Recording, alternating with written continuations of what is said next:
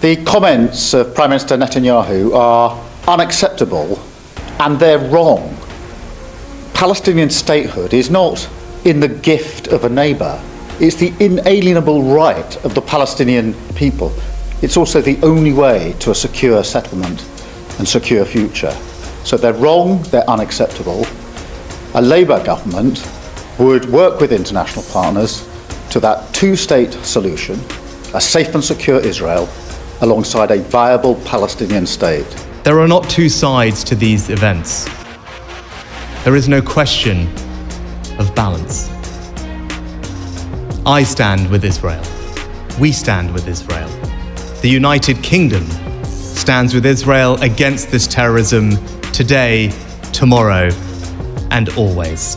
The people who support Hamas are fully responsible for this appalling attack. They are not militants. They are not freedom fighters. They are terrorists.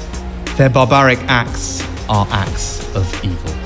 ये इन तीनों Hindu mentality same mentality लेके, India जैसी mentality लेके यहाँ पे बड़े हुए, born हुए, फिर भी इनकी सेम मेंटालिटी थी।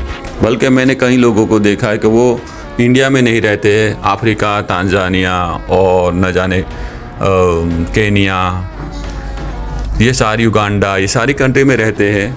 उन्होंने इंडिया देखा भी नहीं है, लेकिन देखो उनकी मेंटालिटी, वो हिंदू है और वो इंडिया के हिंदुओं को सपोर्ट करते हैं। कहते हैं कि मुसलमान वहाँ पे बहुत परेशान कर रहे हैं, जबकि लाखों की तादाद में वहाँ पे मुसलमान मारे जा रहे हैं, और वो भी इनोसेंट, जिन्होंने कुछ नहीं किया, जिन्हें पता भी नहीं होता कि उसका क्या गुनाह है।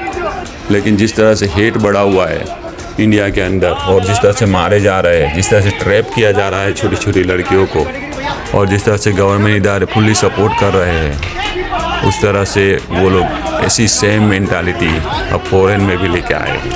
और मुसलमान बेचारे इनोसेंट है, क्योंकि इस्लाम इन्हें कुछ सिखाता नहीं है, इस्लाम हेट सिखाता नहीं है, क्योंकि उनको मरना है, उनको जवाब देना है खुदा को। वो उसी वजह से उस तरह का हेट नहीं कर रहे जिस तरह से इन लोगों ने किया है। और ये बिल्कुल सेम मेंटालिटी के हैं, चाहे भले युगांडा में पैदा हुआ, अफ्रीका में पैदा हुआ, केनिया में पैदा हुआ हो, लेकिन उनकी मेंटालिटी इंडिया से जुड़ी हुई है। वो वहाँ से भी गुजराती बोलते हैं, लेकिन कई मुसलमान तो अगर अपनी कंट्री से आते हैं तो अपना लैंग्वेज भी भूल जाते हैं। मुसलमानों का ये है कि वो समझते हैं जहाँ भी पैदा हुए, जहाँ भी रहते वो अपनी ही कंट्री समझते हैं, उन्हें नुकसान नहीं पहुँचाते। इसी वजह से जब 800-1000 साल मुसलमानों ने इंडिया में राज किया तो इंडिया सोने की चिड़िया था, और इस्लाम सही और सच्चा मजहब होने की वजह से वो पूरी दुनिया में फैला हुआ है।